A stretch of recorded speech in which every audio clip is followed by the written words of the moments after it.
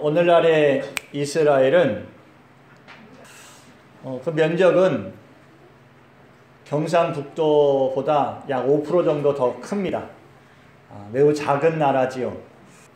세계 154위 정도의 국토 면적을 가지고 있어요. 작은 나라라는 거예요. 그리고 인구는 850만 명입니다. 종교는 유대교가 75%, 이슬람교가 17.7%, 기독교가 2%, 기타가 5.3% 이렇게 되어 있습니다. 이스라엘이라 그러면 우리는 다 유대인일 거라고 생각을 했죠. 근데 아닌 것 같아요. 그 안에는 4명 중에 3명만 유대인인 겁니다. 그리고 6명 중에 1명은 이슬람인이에요. 무슬림이에요. 또 50명 중에 1명만 기독교인입니다. 이스라엘 AD 70년에 망해버렸죠. 그리고 유대민족은 온 세계로 다 뿔뿔이 흩어졌습니다. 1900년 동안, 거의 1900년 동안 나라를 잃었어요. 흔적조차 찾기 어려웠습니다. 그런데 2차 세계대전이 일어나면서 히틀러가 엄청난 일을 하죠. 무슨 일 합니까? 유대인을 학살합니다. 유대인을 아예 잔멸하려고 하였어요. 그런데 아이러니하게요, 2차 세계대전이 끝날 때 히틀러는 자살해서 죽고 유대인들은 1900년 동안 잃었던 자기의 나라를 다시 되찾게 됩니다. 그 이후로 1948년에 이스라엘이 나라를 되찾고 그 이후로도 계속해서 팔레스타인과 영토 분쟁을 일으키죠. 그리고 오늘날에 이런 모습의 이스라엘이 되었습니다. 역사 속에 수천 년 동안 사라져버린 이 나라가 다시 새 나라를 이룰 수 있었던 것은 그들의 신앙 때문입니다. 그들의 믿음 때문입니다. 하나님께서 그들의 믿음을 보시고 하나님의 역사를 이루시고 그 나라를 다시 회복하게 하신 줄을 믿습니다. 이스라엘이라는 그 나라 이름의 뜻이 무엇입니까? 하나님과 겨루어서 이겼다라는 뜻이죠. 아브라함의 손자 이삭의 아들이었던 야곱이 그 형 에서를 만나러 고향 땅으로 돌아가기 전에 야복강 그 나루터에 엎드려서 기도하지 않습니까? 근데 아무래도 그 형이 에서가 자기를 만나면 자기는 죽을 것만 같은 거예요. 도울 분은 누구밖에 없어요? 하나님밖에 없어요. 그래서 기도하는데 하나님의 천사가 나타나서 야곱이 그 천사를 붙들고 같이 기도하며 씨름합니다. 놓아라, 안 놉니다. 놓아라, 안 놉니다. 언제까지 이럴 거냐? 당신이 나를 축복하시기 전까지는 나는 절대로 놓지 않겠습니다. 그 씨름이 계속되는 거예요. 결과 어떻게 됐어요? 누가 이겼습니까? 야곱이 이겼어요.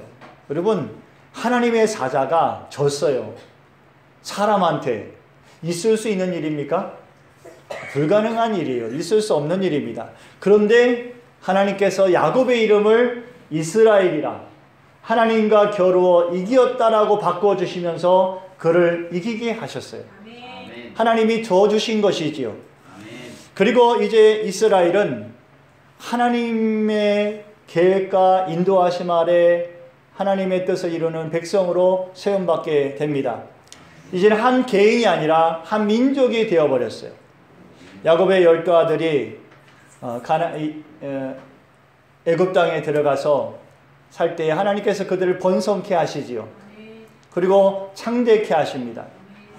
그리고 하나님은 아브라함에게 약속하셨던 가나안 땅의 약속을 이루시기 위해서 모세를 보내시지요.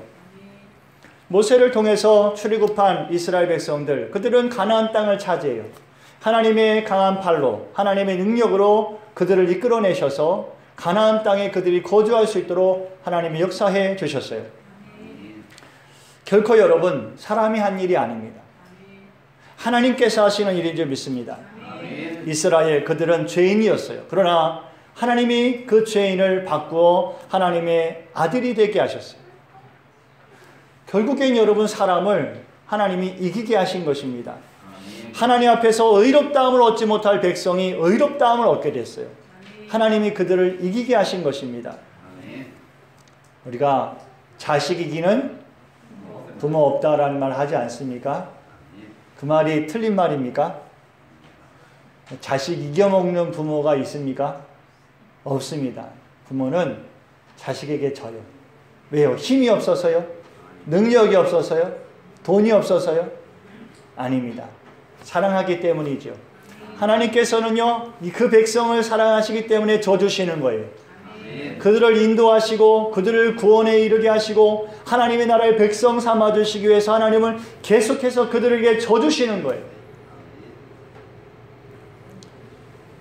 이스라엘 백성들이 이제 출애굽하고 가나안 땅에 들어가서 나라를 이루게 되는데 다윗을 통해서 하나님은 하나님의 나라를 이루십니다. 왜 사울은 안 될까요?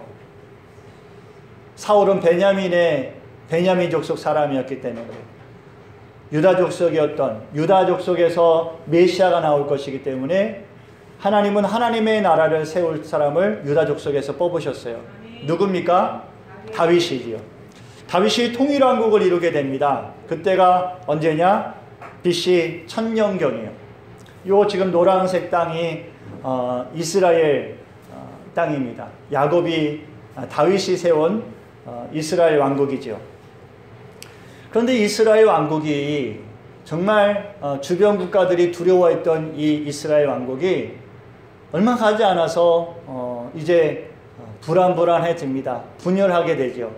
그 다윗의 아들 솔로몬, 그의 아들 르호보암이 이스라엘을 이어받지만 그의 폭정 때문에 나라가 순식간에 쪼개지게 됩니다. 그리고 북이스라엘과 남유다로 나누어지게 되지요. 요 지도에 요 분홍색 부분만이 유다입니다. 그리고 저 윗부분은 북이스라엘인 것이에요. 하나님께서 거하시는 성전은 바로 이 유다의 예루살렘에 있었습니다. 북이스라엘 왕이 되었던 여로보암, 그는 북이스라엘 백성들이 1년에 한 번씩 예루살렘 성전으로 이 백성들이 예배를 드리러 가는 것을 기뻐하지 않았어요. 그래서 금송아지를 만들고 단과 베델에다 제단을 만들고 이것이 하나님이라 했어요. 여러분 사람들이 속았을까요? 안 속았을까요? 정말 속을까요? 금송아지 만들고 이게 너희의 하나님이다 하면 속을까요? 근데 사람들은 알고도 거기 예배했어요. 알고도 예배했어요. 그 금송아지가 하나님이 아니라는 것을 누가 봐도 알아요. 이스라엘 역사에 그런 일이 이미 있었기 때문에 누가 봐도 알아요. 그런데 그들은 알면서 속아요. 여러분, 믿음을 갖지 못하는 건요, 알면서도 안 믿는 겁니다. 하나님 아는 마음을 하나님이 주셨음에도 하나님을 두려워하지 않는 거예요. 그거는 안 믿는 사람뿐만이 아니에요. 믿는 사람도 마찬가지입니다. 하나님을 아는데도 하나님을 경외하지 않고 하나님의 뜻을 아는데도 순종하지 않아요. 결국 북이스라엘은 BC 722년에 아수르의 침략으로 패망하게 됩니다. 아수르는 저 위에 있는 나라죠. 니느웨, 우리가 잘 알고 있는 요나가 찾아갔던 니느웨에서 아수르의 수도입니다. 아수르가 이스라엘을 치고 또 남유다를 위협하게 되지요. 하나님은 그때에 아수르의 사네립에게서 유다를 보호하여 주십니다. 이제 남은 것은 남유다예요. 하나님께서 다윗을 왕으로 세우셨고 그 다윗의 후손들 중에는 하나님을 경외하는 왕들이 배출되었어요. 그리고 하나님은 그 왕들의 믿음을 보시면서 그 나라를 남유다를 지켜주셨지요. 그럼에도 불구하고 알면서도 안 믿는 그 왕들이 결국에는 남유다의 패망을 자초하게 됩니다. 남유다의 패망은 언제입니까? BC 586년이에요. 누가 남유다를 침략합니까? 바벨론의 느부갓네살 왕이죠. 느부갓네살 왕의 이스라엘 침공으로 예루살렘은 완전히 회파됩니다. 그 흔적조차 찾을 수 없게 되었어요. 그런데 하나님께서는 선지자를 통해서 약속하시지요. 돌아오게 하겠다. 너희가 이 예루살렘에 다시 돌아오게 하겠다. 70년 후에 돌아오게 하겠다. 하나님 약속이 있었어요. 그리고 하나님은 바사왕 고레스를 통해서 일을 이루시는데 바벨론을 바사왕 고레스가 치게 하셔요. 그리고 이 승리를 얻은 고레스에게 하나님께서 꿈과 환상을 주셔요. 예루살렘 성전을 재건하라는 꿈을 주셔요. 고레스는 그 말씀에 순종합니다. 이스라엘 백성들을 돌려보내고 예루살렘 성전을 재건하는 일을 적극적으로 돕게 돼요. 그래서 70년 만에 딱 이스라엘이 멸망하고 난 이후에 70년 만에 BC 516년에 예루살렘 성전은 재건되게 됩니다. 그리고 이 고레스 왕 바사 왕조는 나중에 또 멸망하게 되죠. 우리가 잘 알고 있는 알렉산더 대왕이 이 바사 왕을 이기고 또 알렉산더 제국을 세우게 됩니다. 근데 알렉산더는 우리가 알다시피 그 넓은 땅을 다 차지하고 나서 금방 죽어요. 왕으로서의 그 영화를 누리기도 전에 금방 죽어버립니다. 그리고 그의 사랑하는, 그가 총애했던 4명의 부하가 있는데 그 4명의 부하들에게 나라를 나누어 줍니다. 그 중에 유다를 흡수한 왕조는 두 왕조인데 톨레미 왕조와 셀류쿠스 왕조. 톨레미 왕조와 셀류쿠스 왕조입니다. 이 두 왕조가 이제 유다를 흡수하게 돼요. 그리고 헬라 문화가 유다에 들어오게 됩니다. 이때 이제 우리가 알고 있는 70인역이 히브리 성경이 헬라어로 번역되는 일도 있게 됩니다. 그리고 BC 175년에 이 셀류쿠스 왕조는 또 패망하게 되는데 전쟁에서 지게 되는데 누구와의 전쟁이냐? 로마와의 전쟁이었어요. 로마가 밀고 내려와서 결국에는 이 유다를 다 이기게 되었어요. 셀류쿠스 왕조에게 흡수되었던 유다, 이제는 로마의 지배를 받게 되죠. 그런데 셀류쿠스 왕조가 완전히 패망한 것이 아닙니다. 셀류쿠스 왕조가 남아서 로마를 섬겨요. 그러면서 유다를 압제하는 겁니다. 이 셀류쿠스는 유대인들을 굉장히 탄압했어요. 그리고 율법을 지키지 못하게 만들었어요. 뿐만 아니라 예루살렘 성전을 제우스 성전으로 바꿔버렸습니다. 예루살렘 성전에다 신상을 세우고 거기에 제사를 지내게 했어요. 율법에서는 그만 돼지를 제물로 바치게 했습니다. 유대인들이 어땠을까요? 자기들에게 남은 것은 이제 예루살렘 성전밖에 없어요. 그런데 그 성전조차 이 셀류쿠스 왕조가 더럽힌 거예요. 뿐만이 아닙니다. 이 셀류쿠스 왕조는 로마와의 전쟁에서 지고 나서 로마에게 국납금을 내었어야 되는데 돈이 없어요. 근데 돈이 있는 곳이 있어요. 어딜까요? 성전이에요. 그래서 예루살렘 성전에 있는 성전 기물들을 다 뺏어다가 로마에 바쳤어요. 이 유대인들의 이 분이 극에 달했어요. 그리고 이제 이때에 유다의 제사장 가문 중에 하스몬 가문이 있었습니다. 이 하스몬 가문에 5 아들이 있었는데 이들이 중심이 되어서 셀류쿠스 왕조와 전쟁을 벌여요. 20년 동안 전쟁을 벌입니다. 그리고 결국에는 이 하스몬 가문이 이기게 돼요. 이게 들어보셨을 거예요. 마카비 전쟁이라는 겁니다. 그리고 유대는 BC 164년경에 이 전쟁에서 이기고 이제 유다를 다시 차지하게 됩니다. 회복하게 돼요. 그리고 이 하스몬 왕조는 유다를 정치적으로 종교적으로 다스리게 됐는데 이때 하스몬 그 제사장 가문이 바로 우리가 알고 있는 사두개파 사람들입니다. 그리고 이 사두개파 사람들을 반대해서 일어난 게 바리새파 사람들입니다. 그래서 BC 164년경부터 이 사두개파와 바리새파는 계속 서로 분쟁하는 관계가 되었어요. 그리고 그 후에 100년이 지납니다. BC 63년경에 로마가 이제 점점 세력을 확장하면서 유다도 로마의 세력 아래에 들어가게 돼요. 그리고 그 전쟁에서 공을 세웠던 사람이 있습니다. 우리가 잘 알고 있는 사람이죠. 헤롯이.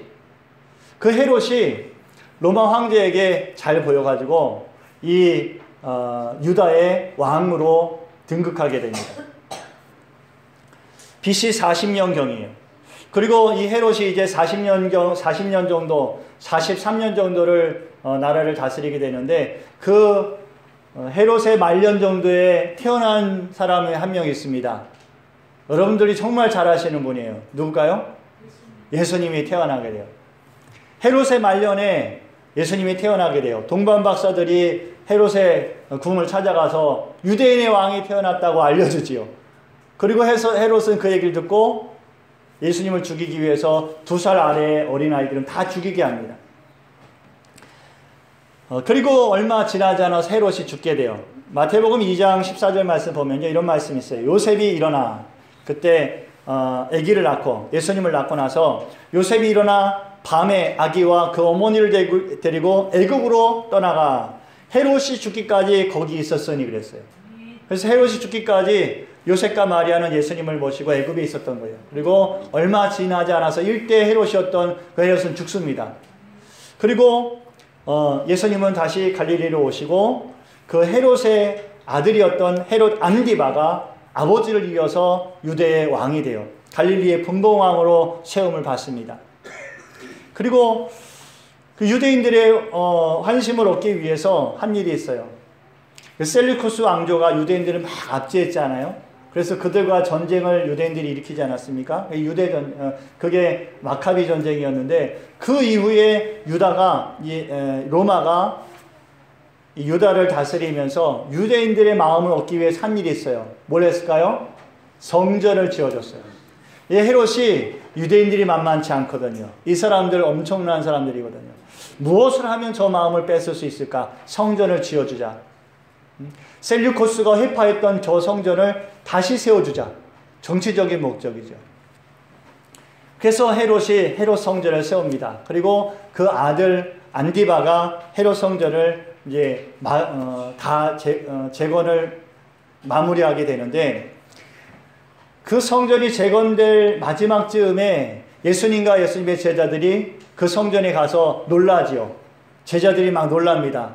예수님 저 성전 문을 보십시오. 대단합니다. 막 그랬어요. 그랬더니 예수님께서 뭐라고 그랬어요? 저 성전을 헐라.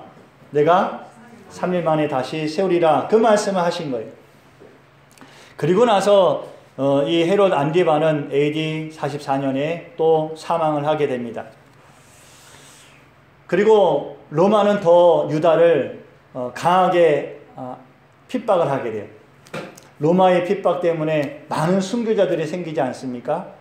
이 유대인들이 이때 이제 로마에 항쟁하기 시작합니다. AD 66년부터 70년까지 약 4년에 걸쳐서 유대 전쟁을 일으켜요. 로마의 황제가 볼 때 유대인들이 좋았을까요? 아주 보기 싫었죠. 유대 항쟁을 일으키고 있었으니까. 그리고 그때 황제가 누구였냐? 바로 네로였어요. 이 네로 황제가 볼 때 유대인들은 정말 암 같은 존재였죠. 그래서 유대인들을 핍박했는데 네로 황제도 갑자기 급사하게 됩니다. 그리고 그 뒤를 이은 사람이 베스파시아누스라는 사람인데 이 베스파시아누스는 이 유다를 더 강하게 압제했어요. 그리고 티투스 장군을 예루살렘으로 보내고 티투스가 예루살렘을 함락할 때에 완전히 예루살렘은 그 흔적도 남지 않고 회파되게 됩니다. 자, 이제 이렇게 해서 여러분, 가나안 땅에 들어왔던 하나님의 약속을 이루었던 이스라엘은 완전히 사라지게 돼요. AD 70년입니다. 다윗의 왕조가 시작될 때 하나님께서 다윗에게 약속하신 말씀이 있어요. 무엇인지 아십니까? 네 왕위를 영원히 견고하게 하겠다라는 하나님의 약속이었어요. 그런데 다윗의 이후로부터 계속해서 이스라엘은 계속 위축되기 시작했습니다. 나라가 나뉘고 또 포로로 끌려가고 다시 재건되었지만 또 압제되고 빼앗기고 결국에는 싸우고 싸웠지만 다 흩어지고 그 죄조차 남지 않게 되었어요. 이런 시대적인 상황을 볼 때요, 하나님의 언약이 성취되지 않은 거예요. 하나님의 말씀이 폐하여진 것처럼 보이는 거예요. 이런 질풍노도의 시대, 이스라엘의 멸망을 앞두고 있는 이 시대에 하나님의 일꾼이 있었습니다. 복음을 전하던 사람이 있어요. 로마서를 쓴 사람이죠. 누굽니까? 사도 바울이에요. 사도 바울은 바로 이스라엘이 멸망을 앞두고 있는 그 시대에 복음을 전했던 사람이에요. 그래서 사도 바울은 자기의 가슴 아픈 이야기를 지금 로마서 10장 9장 1절에서 3절에서 하고 있는 것입니다. 우리 다시 한번 읽어볼까요? 시작. 내가 그리스도 안에서 참말을 하고 거짓말을 아니하노라. 나에게 큰 근심이 있는 것과 마음에 그치지 않는 고통이 있는 것을 내 양심이 성령 안에서 나와 더불어 증언하노라. 3절. 나의 형제 곧 고륙의 친척을 위하여 내 자신이 저주를 받아 그리스도에게서 끊어질지라도 원하는 바로다. 바울이 말하는 나의 형제 고륙의 친척은 누굽니까? 유대인들이. 이 유대인들이 지금 멸망의 벼랑 끝에 서 있어요. 그들은 본래 하나님의 자녀로 택함받은 사람들입니다. 하나님의 양자됨을 얻었어요. 영광 가운데 세움받은 백성들이에요. 언약을 받았어요. 하나님의 율법을 맡은 자들이에요. 예배와 하나님의 약속이 있어요. 그런데 이제 그 하나님의 약속은 폐하여진 것처럼 보이는 거예요. 이스라엘은 멸망을 앞두고 있어요. 그런데 이런 가슴 아픈 고백을 하는 사도 바울은 6절 말씀에서 반전의 말씀을 하고 계십니다. 자, 성경을 보고 읽겠습니다. 시작.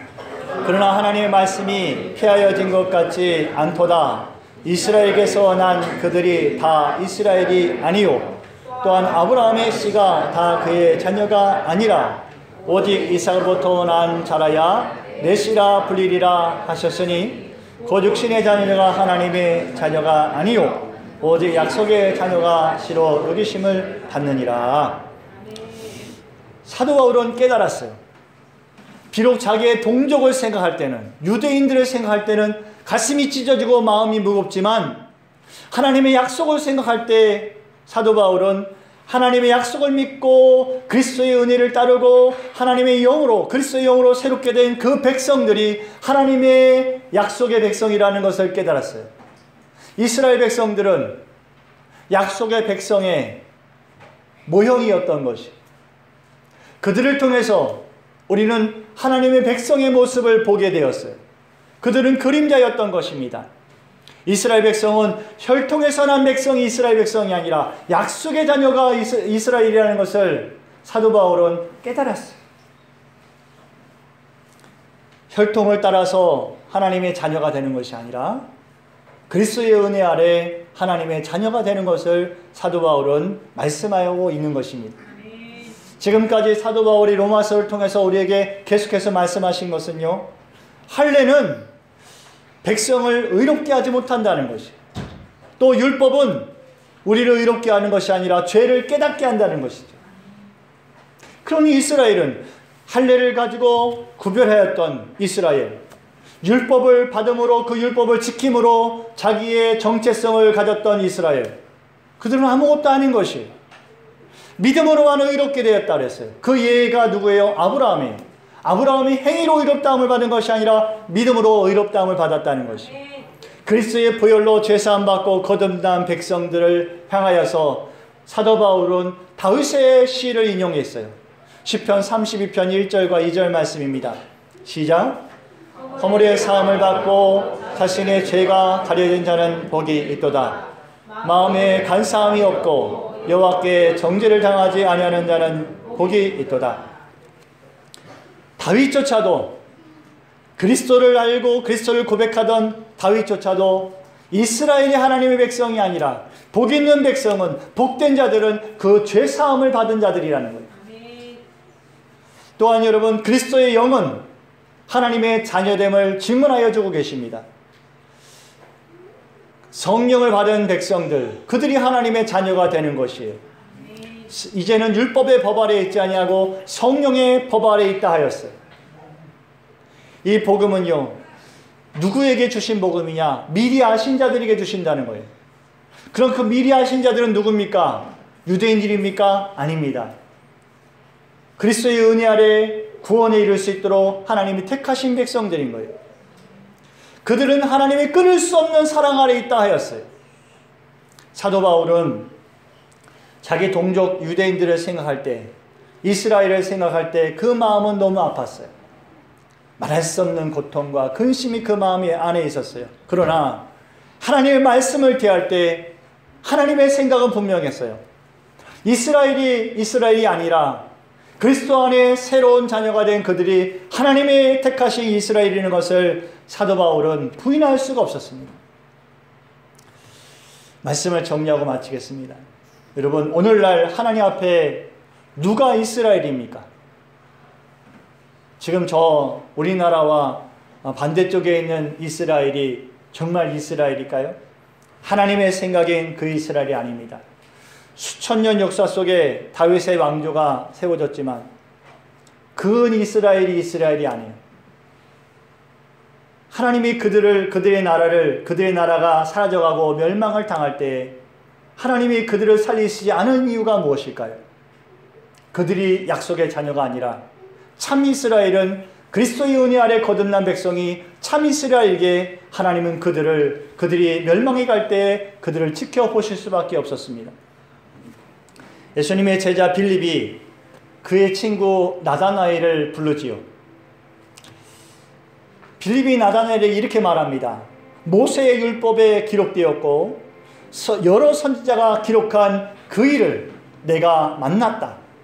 요셉의 아들 나사렛 예수니라 하였어요.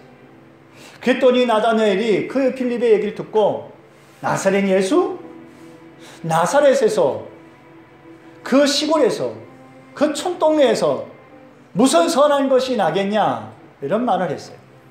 그랬더니 빌립이 친구야, 나다나엘아, 그래 내가 너를 말로 어떻게 할 수는 없겠지. 그러나 네가 한번 와서 봐라. 친구이기에 나다나엘을 한번 가서 그 나사렛 예수를 한번 만나보자 했을 것입니다. 나다나엘이 두 말 않고 빌립을 따라오지요. 근데 예수님이 나다나엘이 이렇게 오는 것을 보시고 뭐라고 하셨어요? 이는 참 이스라엘이라. 그 안에 간사한 것이 없도다 하였어요. 나다나엘이 깜짝 놀랐죠. 나보고 이스라엘이래. 나다나엘이 묻습니다. 예수님, 나를 어떻게 아십니까? 나는 아니까 그런 말씀 하시는 것 같은데 나는 어떻게 아십니까? 예수님이 뭐라고 합니까? 네가 무화과 나무 아래에 있을 때 내가 너를 보았노라 하였어요. 도대체 무슨 말일까요? 이 알 수 없는 암호가 섞인 말은 무슨 뜻일까요? 네가 무화과 나무 아래에 있을 때 내가 너를 보았다. 그랬더니 나다나엘이 이렇게 고백합니다. 시작. 나다나엘이 대답하되 라비요, 당신은 하나님의 아들이시요 당신은 이스라엘의 임금이로소이다. 나다나엘이 무슨 기적을 봤습니까? 표적을 봤습니까? 능력을 봤습니까? 아무것도 본 것이 없습니다. 그저 네가 무화과 나무 아래 있을 때 내가 너를 보았다라는 예수님의 말씀 한 말씀을 들었을 뿐이에요. 그런데 나다나엘은 엄청난 믿음의 고백을 합니다. 누가 이스라엘입니까? 이 사람이 이스라엘입니다. 본 적도 없고 만난 적도 없고 기적을 경험하거나 표적을 본 적이 없어요. 그럼에도 그분의 말씀 한 말씀을 듣고 그분이 하나님의 아들이시요 그분이 그리스도라는 것을 믿음으로 고백하는 사람이죠. 그가 이스라엘입니다. 빌립은 믿음의 사람입니다. 또 나다나엘도 믿음의 사람입니다. 또 오늘 그리스도를 믿는 우리도 믿음의 사람입니다. 누가 이 시대에 하나님이 바라보시는 하나님의 백성된 이스라엘입니까? 여러분과 제가 그 이스라엘인 줄을 믿습니다. 아멘. 여러분 하나님의 백성으로 살아가십시오. 유대인들이 선민의식을 가지고 내가 하나님의 백성이라 생각하면서 그 뜻을 따르지 않을 때 그들은 흔적도 없이 사라져버렸어요. 우리의 삶에 우리가 참 이스라엘이라면 우리 하나님의 말씀을 따르고 그분을 사랑하고 그리스도의 은혜 아래 거하며 그 나라를 바라보며 우리가 믿음의 힘을 다하여 믿음의 경주에서 승리해야 될 줄을 믿습니다. 아멘. 여러분과 저에게 그 승리가 있기를 축원합니다. 기도드리겠습니다.